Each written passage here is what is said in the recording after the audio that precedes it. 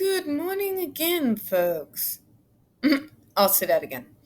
Good morning again, folks. Welcome to the second episode of the day of Spilling Tea.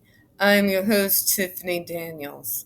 So, other than the JRC, we've had other news drop in the disability movement as well. Yes, I'm talking about the Congress members coming out of nowhere to suddenly start speaking on conservatorships, things that we have been bringing to their attention for more decades than I care to count. But that's neither here nor there. Progress is good. I just gotta reel it in. Still pissed about the JRC. But, anyways, we are going back to speaking in regards to Free Britney. We are talking about conservatorships and the nightmare that is been for her and for so many others of us, and how now, finally, after all these years, when that video came out of what she had to say, they are finally beginning to understand and turn their heads and start talking about conservatorship in Congress. About damn right, my disabled brothers and sisters. So, this is coming from the NewYorkPost.com. So, as always, folks, we will have the link for this article in the description, as well as pertinent hashtags and links to other information as I find them. Today's mainly going to be a link to the article and a hashtag. Sorry, stupid clock, and I didn't prepare the links ahead of time like I should have, like I did with the other video. So, Britney Spears invited to Congress to inform policy decisions on conservatorship. This was done back in July 1st, by the way, so I'm sorry if I've been sitting on this one.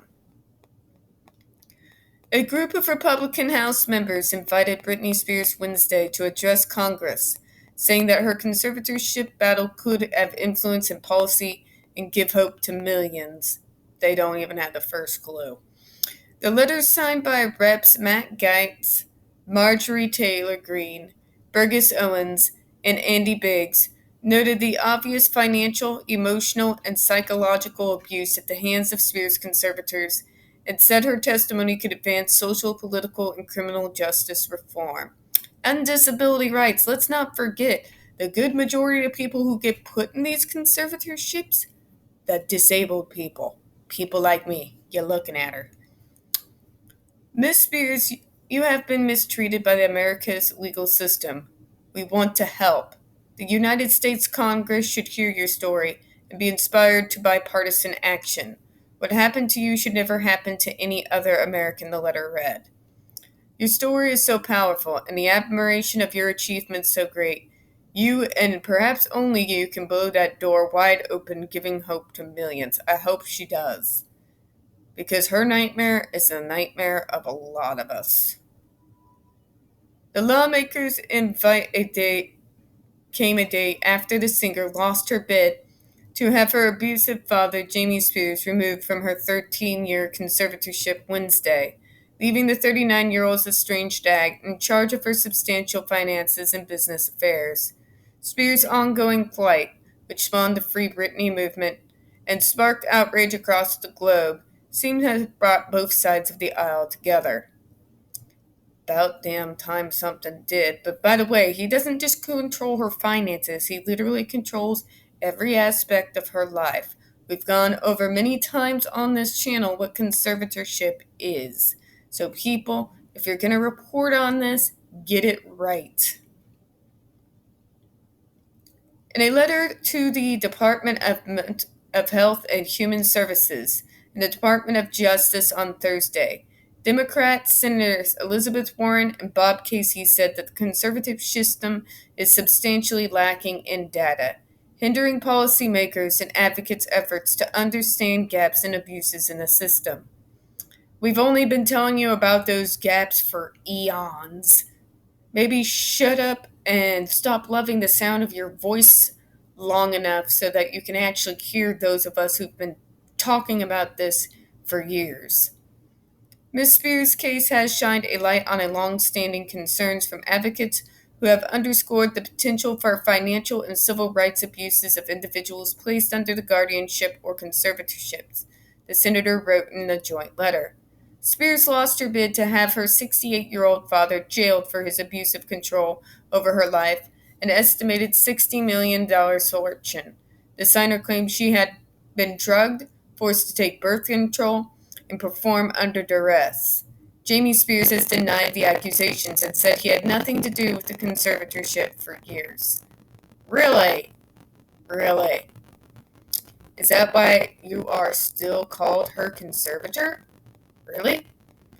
The Los Angeles Superior Court ruled Wednesday that Jamie Spears, who lives in a trailer, will remain co-conservator for now, finding the singer was substantially unable to manage his or her financial resources to resist fraud or undue influence, Variety reported. Another hearing in the case will reportedly be held later this month. So very interesting. Very, very interesting. We go from Jamie's dad wanting to be seen as the high and powerful to him wanting to seem like he doesn't get any money at all, in spite of the fact that he gets, about $50K a month from her? But I live in a trailer. I'm sure you're in a van down by the river too, Jamie Spears. Seriously? Seriously? But anyways, I am happy to see that finally these politicians have taken their heads that are lodged so firmly up their ass a good majority of the time to finally start taking a look at what we've been banging down their doors to get them to look at for years. Conservatorship, full conservatorship, leaves way too much power in the hands of any single entity. We would like to believe that our family members, like I said in the last video, have only the best intentions for us, but that does not take into account, unfortunately, human nature. It is dangerous to give someone that much power over somebody else's life, because more often than not, especially when we are talking about a fortune, but sometimes even when we're not, even when we're talking about a monthly social security check, people's greed take control, and it leads to horrific abuse. Okay? That's why I've always said partial conservatorships, if there should be anything that needs to be like that at all in someone's life, is the better route to go, because it still leaves the reins most firmly in the hands of the person that the decisions are being made about. It puts them as the final decision maker. That is not the case with full conservatorship. Understand me, folks. Understand me. There are many folks who sit there and say, how do you know she's not lying? Those who say that, you're missing the point. You don't know what conservatorship is. You know what it's intended for, but not what it actually is. Not what's actually being done to the people who are under it. So, until you do, please take it from the word of somebody who's actually worked in this field and has had to deal with this on a many-a-case basis. It is the complete removal of the autonomy of someone in order for them to make their own decisions regarding their own damn life. Period. Period. You don't have to believe what the law states on it. Okay? And guess what?